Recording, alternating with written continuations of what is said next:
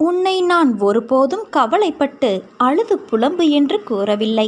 நான் கூறியது எல்லாம் என்னை நம்பி பொறுமையோடும் நம்பிக்கையோடும் இரு என்றுதான் சொல்கின்றேன். ஏனென்றால் உன்னோடு இருப்பது உன் தந்தையான நான். உன் மனதில் உள்ள ஏக்கங்களும் பரிதவிப்பையும் நான் அறியாமல் இருப்பேனா? உன் மன வலிமையை சோதிக்கும் அளவிற்கு எல்லா நிகழ்வுகளும் நடக்கின்றது. அவைகளை மெல்ல மெல்ல தாங்கி இன்று தாங்க வழி இல்லாமல் சோர்ந்து போயிருக்கும் உன்னை நான் எப்படி சும்மா விடுவேன்? எல்லாம் சுகமாகிவிடும் என்று சொல்கிறீர்கள்.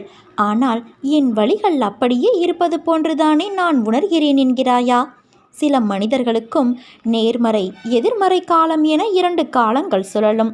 நேர்மறை காலங்களில் என் உதவி எளிதில் கிடைத்துவிடும். ஆனால் எதிர்மறை காலத்திலோ என் கைகள் உன் பக்கத்தில்தான் இருக்கும். நீ என் பார்வையில்தான் இருப்பாய். ஆனால் மனம் என்ற மாய உலகம் எதிர்மறையின் கட்டுப்பாட்டில் இருக்கும்.